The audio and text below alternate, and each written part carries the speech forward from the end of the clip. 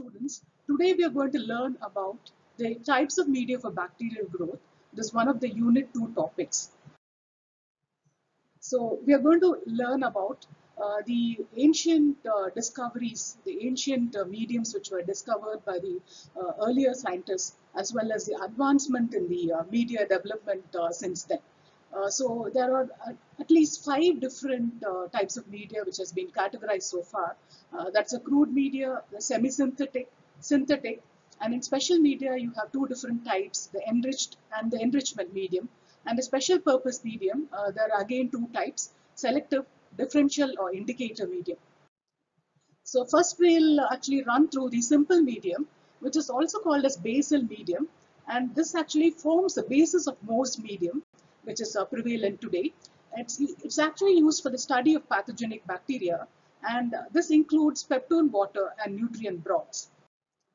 So in nutrient broth, you have 3 different types of nutrient broths. One is a meat infusion broth, which is actually a water extract of lean meat plus the protein hydrolysate peptone. The second type is a meat extraction broth, which is actually a mixture of commercial peptone and meat extract. And this is the most commonly used nutrient broth. And the third type is a digestive broth, which is actually a water extract of lean meat, which is digested with a proteolytic enzyme. Next comes the semi-synthetic medium. This is also called as undefined medium. And an example of the semi-synthetic medium is a potato dextrose agar.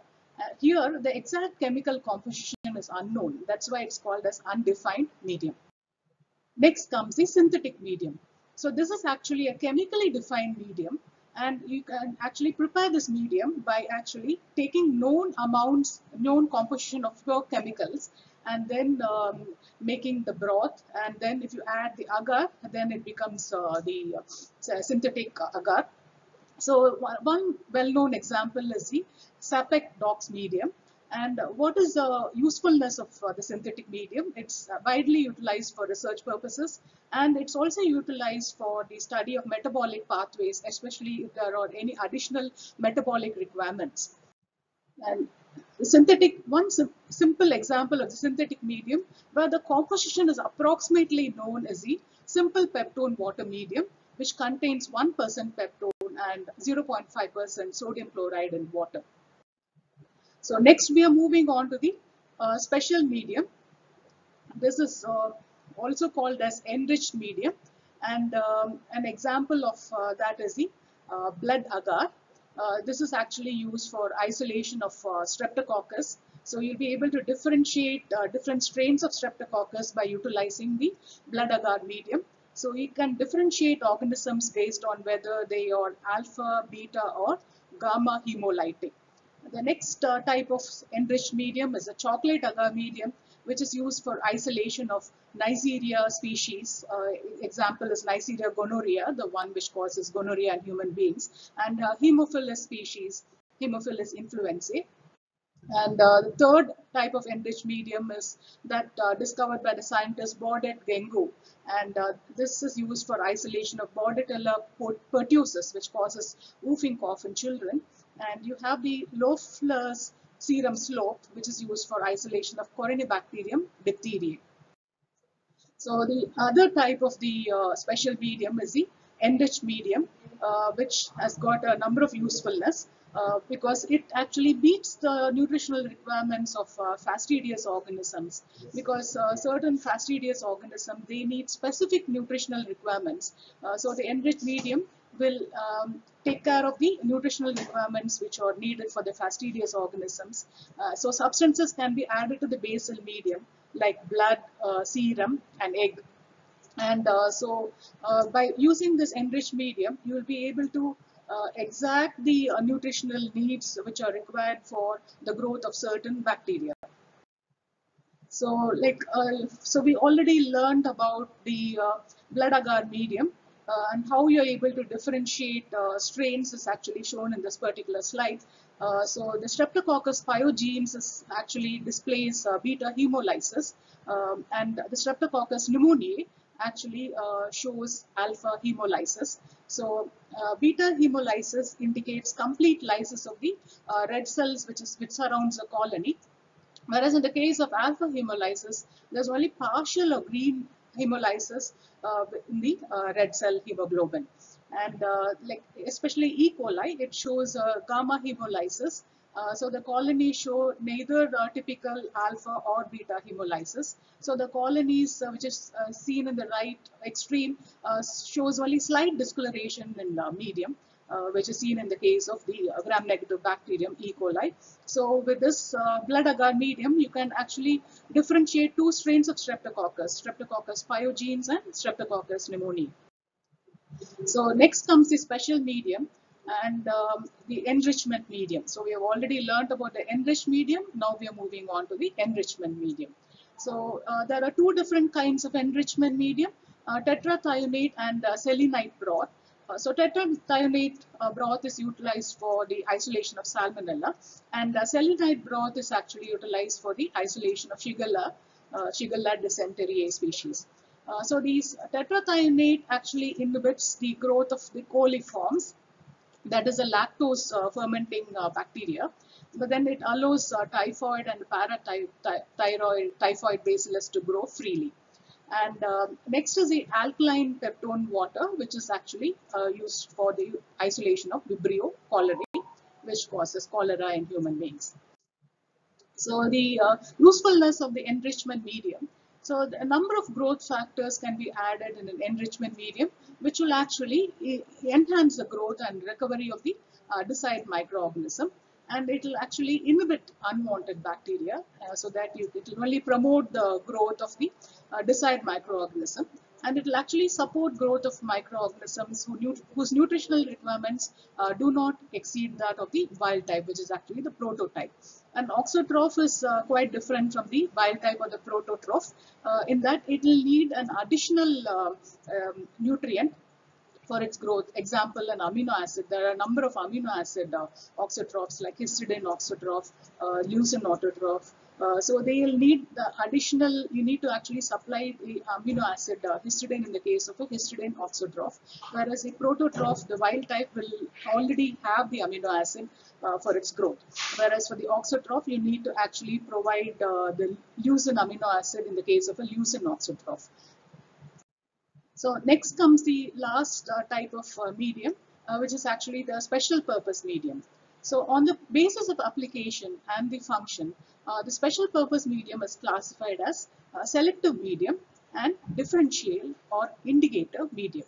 So selective medium actually promotes the growth of one organism.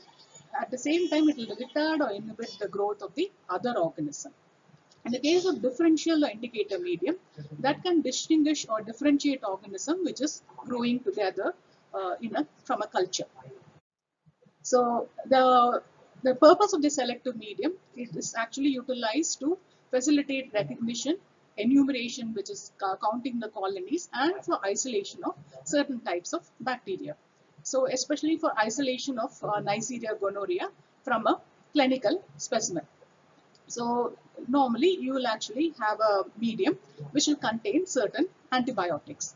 So that will not affect the growth of N. gonorrhea, but it will actually inhibit the growth of the contaminating bacteria. So you can selectively isolate Neisseria gonorrhea from a clinical specimen by using a selective medium.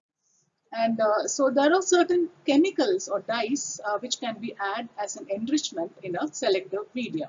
So they'll have growth inhibitory effect on some microorganisms, and then they'll actually separate so that you can isolate the dominant species.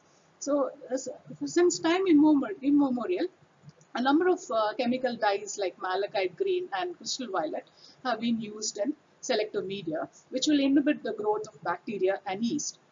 Sodium azide, another metal binding agent that inhibits the growth of anaerobic bacteria, but then it will allow the growth of anaerobic lactic acid bacteria. So it will inhibit the growth of the other anaerobes, but then it will specifically allow the growth of the anaerobic lactic acid bacteria.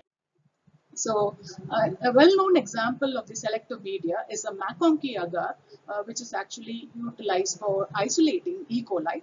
Then you have the deoxycholate citrate agar, which is simply called as DCA, for the isolation of Salmonella and Shigella species. The Lowenstein Jensen medium for isolation of Mycobacterium tuberculosis, and the blood tellurite agar for isolation of Corynebacterium diphtheriae.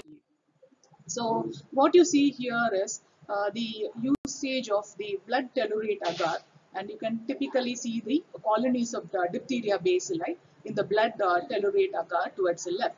And towards the right, you can see how the Mycobacterium tuberculosis have been isolated, and you can see the colonies, the puffy colonies of the Mycobacterium tuberculosis on Lowenstein Jensen medium, which uses the indicator malachite green. So next comes the differential on the indicator medium. So the substance added into medium, they'll actually produce a visible change in medium after the growth of a particular organism.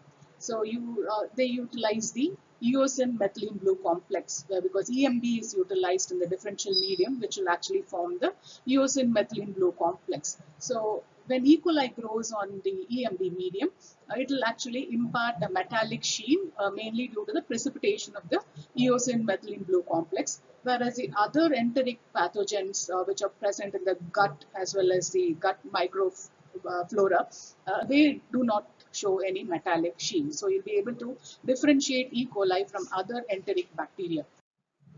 So next is a Christensen's medium. This contains urea and phenol red. So urease producing organisms like protease and Klebsiella, they grow on the medium, and then they will actually catabolize urea to carbon dioxide and ammonia, and hence the medium turns pink in color when the colony grows. Next to the McConkey agar medium, so E. coli colonies, they will appear pink or brick red in color due to the fermentation of lactose, whereas Salmonella typhi does not give a color. They'll be colorless or pale due to the non-fermentation of lactose. So you can actually differentiate the lactose fermenters from the lactose non-fermenters here. So here you can see how the E. coli, it appears, since it's a lactose fermenting bacteria, it appears pink or red in color, whereas the Salmonella typhi is colorless or pale in color. And that is how you can actually differentiate from a mixture of culture the E. coli and Salmonella typhi. So, and next comes you can distinguish hemolytic and non-hemolytic bacteria in the same medium by using a differential or indicator medium. So a mixture of bacteria is inoculated onto blood containing agar medium, and some bacteria, they're capable of hemolyzing, they'll destroy the red blood cells. Other bacteria, they do not destroy the red blood cells. So we have already learned about the Streptococcus pyogenes, which is beta hemolytic, and Streptococcus pneumoniae causes alpha hemolysis, and E. coli causes gamma hemolysis. So in a nutshell, we learned about the types of media, starting from the simple medium, which is a basal medium, and then the advances which has happened over the years. Then we had the semi-synthetic medium, the potatoes dextrose agar medium, the synthetic medium, the two types of special medium, enriched enrichment, and the two types of special purpose medium, which is a selective and differential medium. So I hope you have understood, students. So thank you for your patient listening. Thank you so much.